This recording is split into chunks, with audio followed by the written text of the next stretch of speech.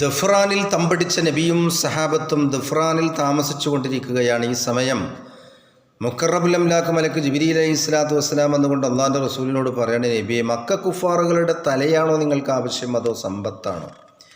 ഏതായാലും അതിലൊന്ന് തിരഞ്ഞെടുക്കാൻ നിങ്ങൾക്ക് അള്ളാഹു സമ്മതം നൽകിയിരിക്കുന്നു എന്ന് മാത്രമല്ല, അത് കേട്ടപ്പോൾ സഹാബത്തിനെ വിളിച്ച് കാര്യം ധരിപ്പിക്കുകയാണ്. കൂട്ടത്തിൽ ചില സഹാബത്ത് പറഞ്ഞു, നബിയെ, നമുക്ക് സമ്പത്തല്ലേ ഇപ്പോൾ ആവശ്യം. ഇത് കേട്ട നബിയുടെ പുന്നാര പൂമുഖത്തിന് വാട്ടം സംഭവിക്കുകയാണ്. വീണ്ടും അള്ളാഹിൻ്റെ റസൂല് പറഞ്ഞു, അബൂജാഹിലും ഖുറൈശി തലവന്മാരും ഇപ്പോൾ എല്ലാം ബദറിലെത്തിയിട്ടുണ്ട്.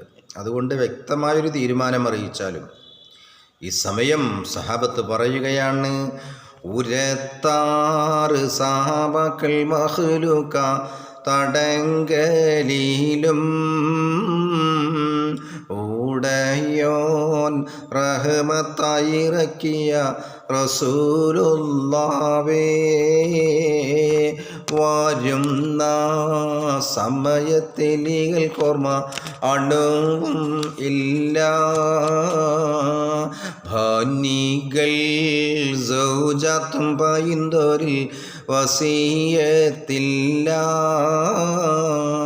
പോരുതും തോറും ബലിമാവുകൾ അണിന്തതില്ല,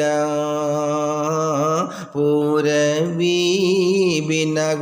വകുപ്പൊന്നും കരുതിയില്ല, തീരക്കി കുറശുന്ന് നെടിൽമാലും വെരിപ്പാണല്ലോ,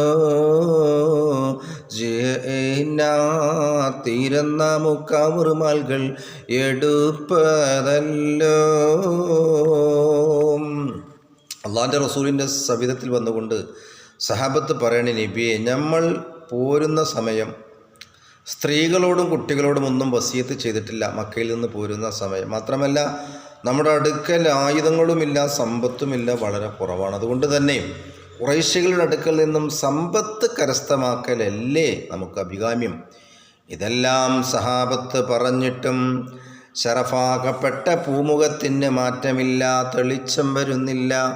ഈ സമയം ഏത് വിഷമഘട്ടത്തിലും സാന്ത്വനത്തിൻ്റെ വാക്കുകൾ പറഞ്ഞ് ഹബീബായ നബി സല്ലല്ലാഹു അലൈഹി വസല്ലം തങ്ങളെ സമാധാനിപ്പിക്കുന്ന ഹബീബിൻ്റെ ഹബീബ്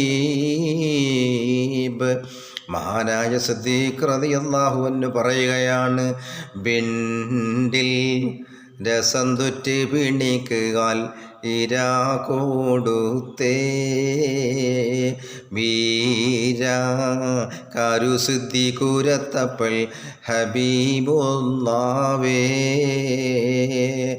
ഇന്ത് നമ്മകളെ ഉമ്മൈ കൊണ്ടുളർവീൻ വേഗം, ഉലകാലുറന്നിന നിറമർ ചെയ്യും പതിവാലോക്കാം.